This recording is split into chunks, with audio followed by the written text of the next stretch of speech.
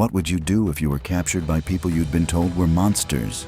You've heard stories, propaganda posters, radio broadcasts describing atrocities. You know, absolutely know, that if these enemies catch you, terrible things will happen. Then you get captured, and the first thing they do is give you a clean bed, hot food, and ask if you need medical attention. Do you trust them, or do you wait for the cruelty to start? Because in 1945, thousands of German women faced exactly this situation. They were nurses, support staff, and volunteers captured by American forces as Germany collapsed. They expected abuse, assault, humiliation, everything they'd been told about American soldiers. Instead, they got something that broke their minds worse than abuse ever could. They got respect, basic human decency. Treatment as professionals rather than enemies. And that respect destroyed their worldview more completely than any propaganda could. This is the story of how German nurses discovered that everything they'd been told was backwards. How one captured nurse went from terrified prisoner to voluntary collaborator in 3 days. And why treating enemies with dignity sometimes defeats them more thoroughly than cruelty ever could. The choice between fear and respect determined not just who survived, but who switched sides. And what happened in those POW camps still shapes how we think about enemies, women in war, and whether kindness is weakness or the ultimate strategic weapon. April 1945, a field hospital near the German town of Aachen. The hospital is run by German military nurses, about 40 women aged 19 to 45. They've been treating wounded German soldiers for months as American forces push deeper into Germany. The front line is collapsing. Everyone knows the war is lost. The hospital administrators have already fled. The doctors left yesterday. The nurses stayed because wounded soldiers need care. They're professionals. They don't abandon patients, even when the situation is hopeless. But now they can hear American artillery getting closer. They can hear tanks. Someone says American soldiers will arrive within hours. The nurses gather in the main ward. They need to decide. Should they flee? Should they stay with their patients? If they stay, they'll be captured. One nurse, her name is Margaret, she's 24 years old, asks the question everyone is thinking. What will the Americans do to us? Nobody knows for certain. But everyone has heard stories. German propaganda has spent years describing American soldiers as criminals and savages. The propaganda says Americans rape German women, that they torture prisoners, that they're especially brutal toward anyone connected to the German military. The nurses are technically military personnel. They wear uniforms. They hold ranks. They serve in the German armed forces. If Americans treat military prisoners badly, the nurses will get the worst of it. Add to that the fact that they're women, and capture becomes terrifying in very specific ways. The head nurse, Frau Schneider, she's 43 years old and has worked in military hospitals since 1939, makes a decision: they will stay. The wounded cannot be moved. Abandoning patients is unthinkable. Whatever happens when the Americans arrive, they will face it as medical professionals doing their duty. Some younger nurses are crying, some are angry, all are afraid. They hide the few valuables they have. They change out of their military uniforms into civilian clothes. Maybe if Americans don't know they're military nurses, they'll be treated better. Then they wait. The sound of artillery gets louder. Then suddenly, silence. Then, voices speaking English. Boots on the hospital stairs. American soldiers entering the building. The first Americans through the door are infantrymen, combat soldiers, dirty and exhausted from weeks of fighting. They're carrying rifles. They're yelling in English. The nurses don't speak English. The soldiers don't speak German. Both sides are scared. The Americans don't know if armed Germans are hiding in the hospital. The nurses don't know if the soldiers are about to shoot them or worse. Margaret, standing near the door, raises her hands. She says in German, "We are nurses. We have wounded here. Please, no shooting." An American soldier responds in broken German, "Hands up, outside, now." The nurses file outside into the courtyard. They're terrified. This is the moment where it happens, whatever it is. They stand in a line against the wall. American soldiers search the hospital. More Americans arrive, officers, medics, support staff. Then something unexpected happens. An American medical officer, a captain, approaches the nurses. He speaks German, not fluently, but adequately. He asks, "You are medical staff?"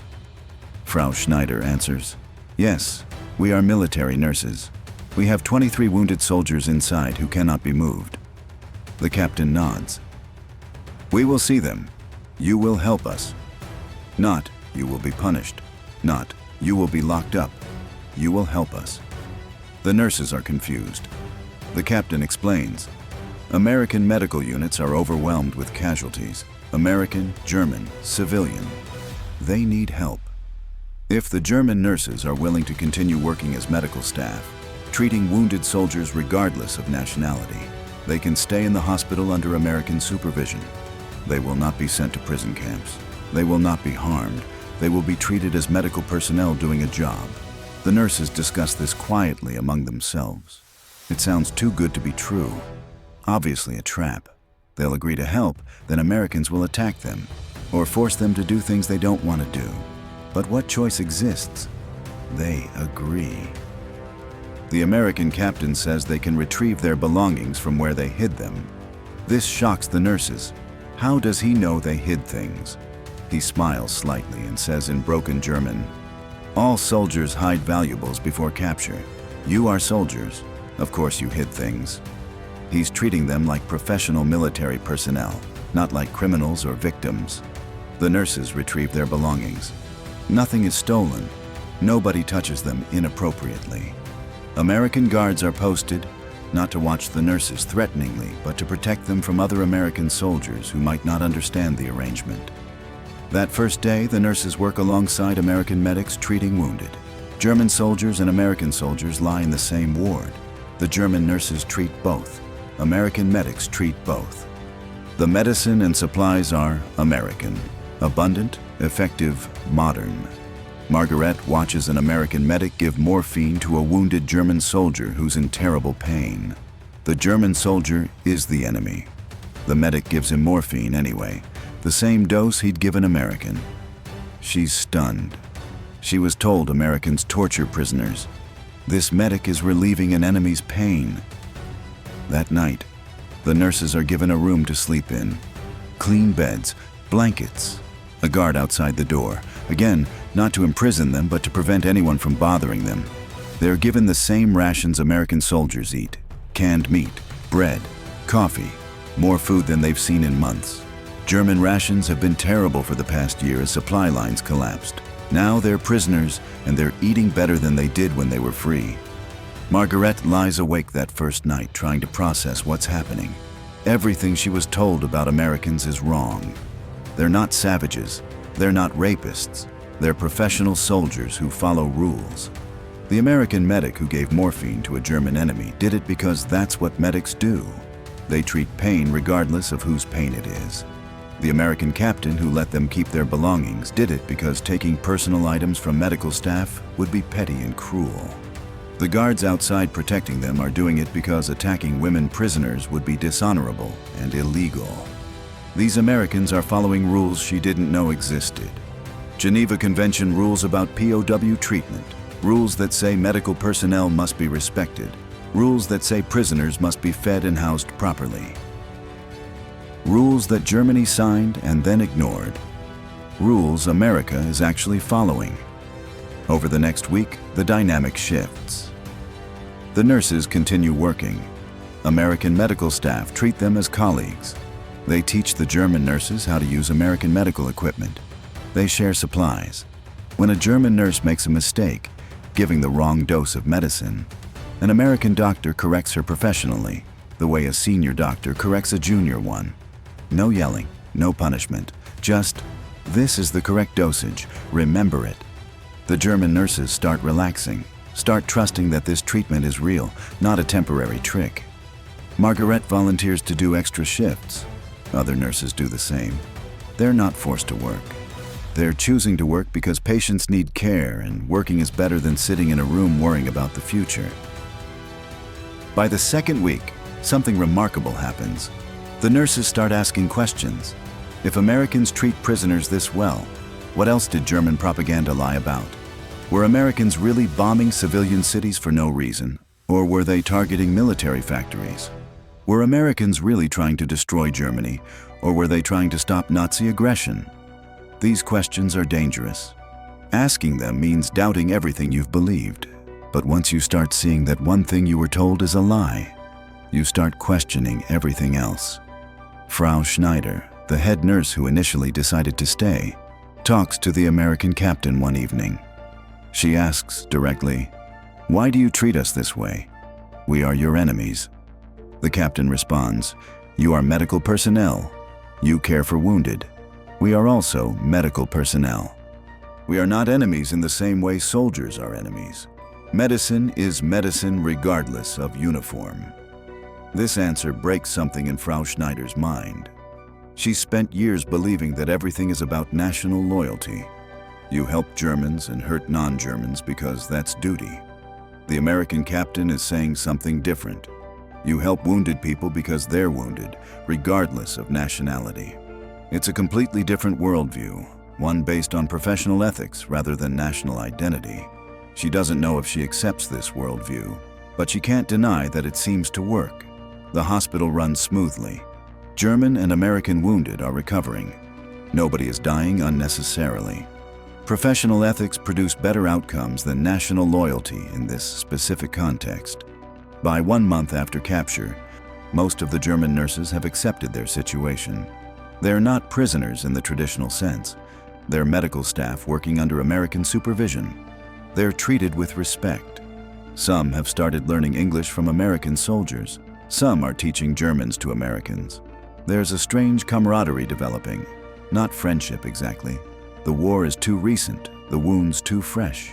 But mutual respect between professionals doing difficult work under hard circumstances. Then, orders come. The hospital is being shut down. Wounded patients are being consolidated into larger facilities. The German nurses will be sent to a civilian internment camp until they're processed and released. The nurses are terrified again. The hospital has been safe. The American medical staff has protected them.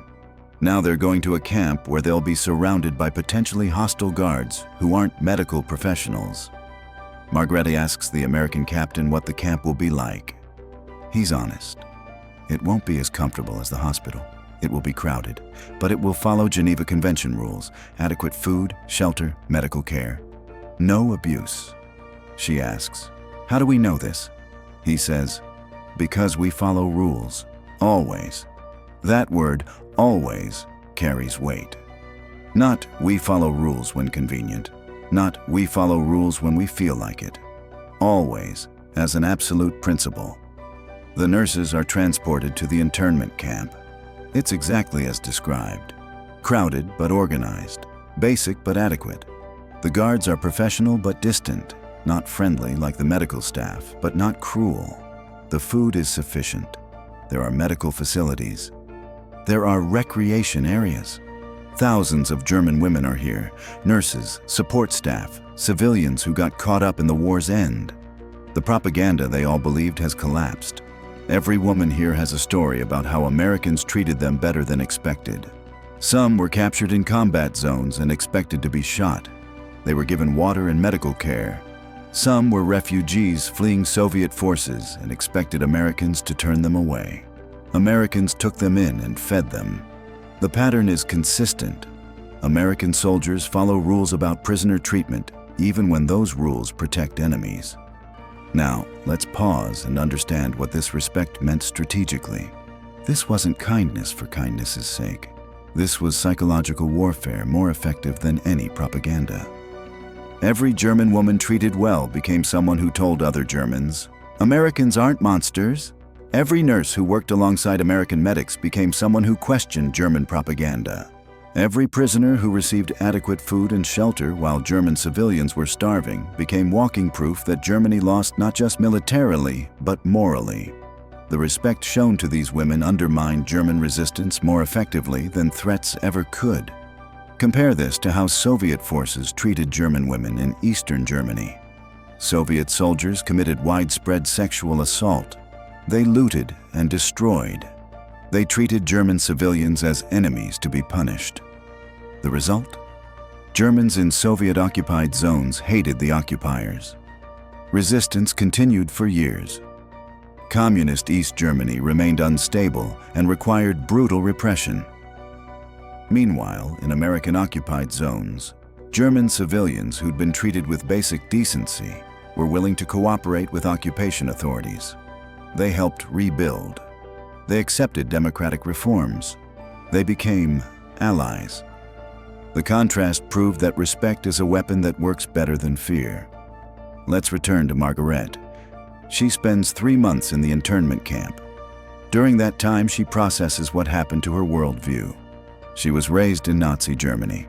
She was taught that Germans were superior, that enemies were subhuman, that loyalty to nation trumped everything. Then she met American soldiers who treated her professionally despite being enemies, who followed rules that protected her, who valued medical ethics over national loyalty. This forced her to confront uncomfortable truths.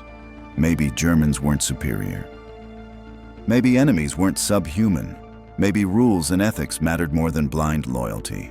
When Margaret is released in mid-1945, she returns to her hometown. It's occupied by American forces. She gets a job working in a civilian hospital, the same hospital where she trained before the war. American military doctors work there too, treating American soldiers and German civilians. She recognizes one of the doctors. He worked at the field hospital where she was first captured. He recognizes her. They nod to each other. Two professionals who once worked together under difficult circumstances. No dramatic reunion. No apologies or explanations needed. Just mutual recognition and respect. Years later, Margaret tells this story to her children. She explains that everything she'd been taught about Americans was wrong. She explains how being treated with respect changed her mind more effectively than any argument could have. She explains that the Americans who showed her that respect probably didn't think they were doing anything special. They were just following rules they believed in. But those rules saved her life and changed her worldview. Her children grow up in democratic West Germany, allied with America. And she's glad. Because she knows that alliance is built on something real. The memory that Americans treated defeated enemies with dignity. Here's the part that makes some people uncomfortable. These German nurses worked for Nazi Germany. They weren't Nazis themselves, necessarily. Many nurses were drafted or volunteered for medical service without political motivation. But they wore German uniforms. They treated wounded German soldiers who were fighting for a regime that committed the Holocaust. Does this mean they deserved abuse? Does it mean they deserved respect? The answer isn't simple. Morally, what the Nazi regime did was unforgivable. But strategically, how do you rebuild a country after defeating it? If you abuse every person connected to the enemy regime, you create resentment that lasts generations. If you distinguish between active perpetrators and ordinary people who got caught up in a system, you create the possibility of reconciliation. The Americans made a choice. Medical personnel who treated wounded, even enemy wounded, were doing something morally acceptable. They were following medical ethics. That deserved respect regardless of what uniform they wore.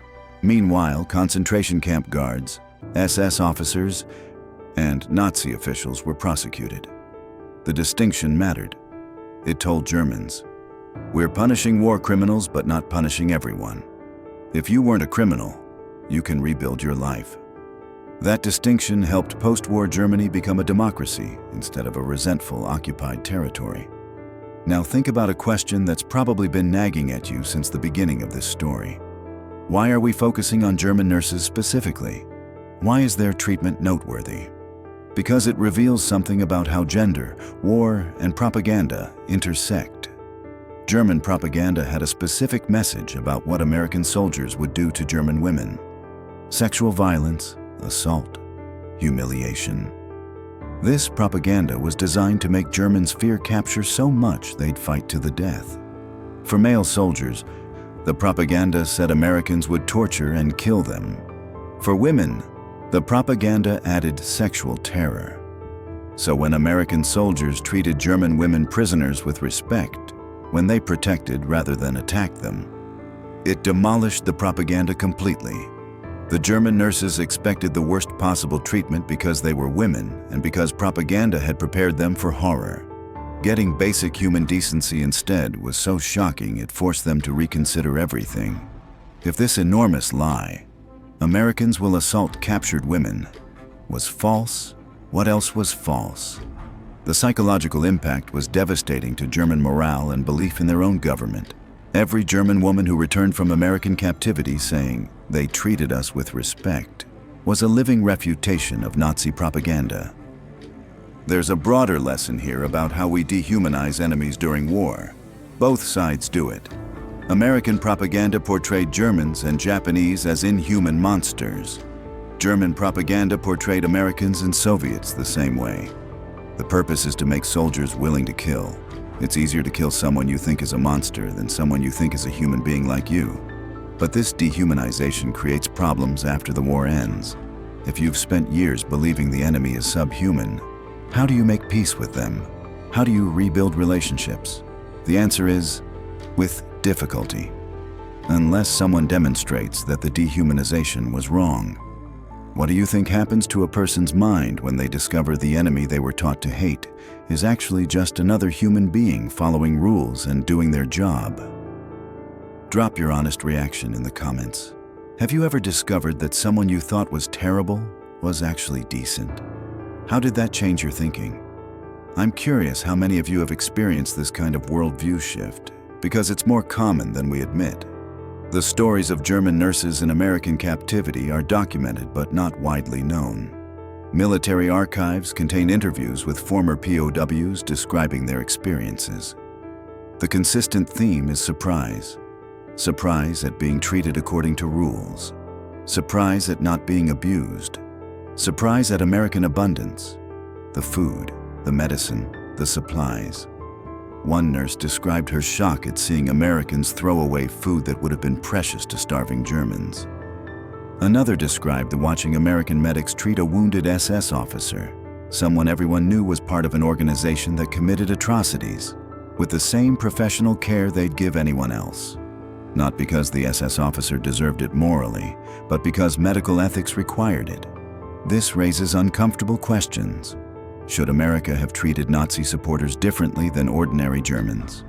Should medical ethics apply to people who supported an evil regime? The American answer was, medical ethics apply to everyone because exceptions destroy the rule. If you say, medical ethics apply except to bad people, then every war becomes a contest to declare the other side bad enough that rules don't apply. If you say medical ethics apply to everyone, always, no exceptions, then even in the worst wars, there are lines that don't get crossed. The second approach is harder emotionally, but more effective strategically. Let's talk about something most history books skip. What happened to German nurses who were captured by Soviet forces? The contrast is stark and important. Soviet soldiers had suffered enormously under German invasion. German forces had destroyed Soviet cities, killed millions of Soviet civilians, and fought with extreme brutality on the Eastern Front. When Soviet forces pushed into Germany, many Soviet soldiers wanted revenge. The result was widespread violence against German civilians, especially women. German nurses captured by Soviets faced assault, forced labor, and in many cases, death. The Soviet government did less to enforce rules about POW treatment. Discipline was inconsistent. Some Soviet units followed rules, many didn't. The difference in outcomes tells the story. German areas occupied by Americans became stable, prosperous West Germany. German areas occupied by Soviets became poor, oppressed East Germany. Some of this difference came from economic systems, capitalism versus communism, but some came from the initial treatment of occupied populations. Americans who treated German civilians with basic respect created the foundation for cooperation. Soviets who allowed revenge against German civilians created the foundation for lasting resentment. Both approaches are humanly understandable. The Soviet approach, revenge for suffering, makes emotional sense. The American approach, rules even for enemies, makes strategic sense. History shows which approach built a more stable peace. Back to Margaret one more time.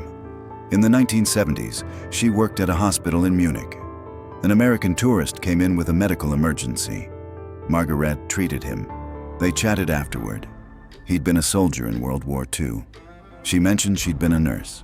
They shared stories about the war. At some point, he asked if she'd been captured. She said yes, by Americans near Aachen in 1945. He said he'd been part of the forces that captured that region. They might have been enemies at that exact time and place. Now they were two elderly people discussing ancient history. He thanked her for the medical care. She said it was her job, same as it had been in 1945. The war was over. They were just people doing their work. This moment, this casual encounter between former enemies who'd become citizens of allied countries, was possible because someone in 1945 decided that rules mattered more than revenge. Here's what connects to your life right now. How often do you encounter someone you've been told is your enemy? Someone from a different political group, different religion, different background. How often do you believe the worst about them because that's what your side says about their side? And how often do you discover, when you actually meet them, that they're just another person trying to live their life? The dehumanization that happens in war happens in smaller ways every day. We're told the other side is evil, stupid, dangerous. Then we meet them and discover they're human. The question is, do you cling to the dehumanization because it's comfortable? Or do you accept the humanity because it's true? The German nurses who were treated with respect by American guards faced a choice. Keep believing Americans were monsters despite evidence otherwise, or accept that they'd been lied to and adjust their worldview accordingly. Most chose the second option because the evidence was overwhelming. But that choice was painful. It meant admitting they'd been wrong. It meant questioning everything they'd been taught. It meant recognizing that their own government had lied to them. Those are hard things to accept. But accepting hard truths is how people grow and societies heal. Two more stories about enemies discovering their humanity are waiting on your screen right now. One about Japanese soldiers who had the same experience with American POW camps. One about what happens when captured enemies aren't treated with respect, and how that creates generations of hatred. Watch both. See which outcome you'd want if you were the captured person, and maybe think about how you treat people your side tells you are enemies, because someday you might discover they're just people who were told the same lies about you. Thanks for watching this far, and for thinking about hard questions. The fact that you're still here means you're willing to consider uncomfortable truths. That's how change happens. One person at a time, choosing to see humanity in unexpected places. If this story made you think differently about enemies or respect or how wars end, hit that like button. If you think someone else needs to hear this, share it.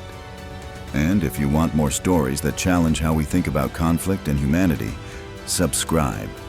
The algorithm shows these videos to people who engage, so your comment or like literally helps other people find these stories. See you in the next one.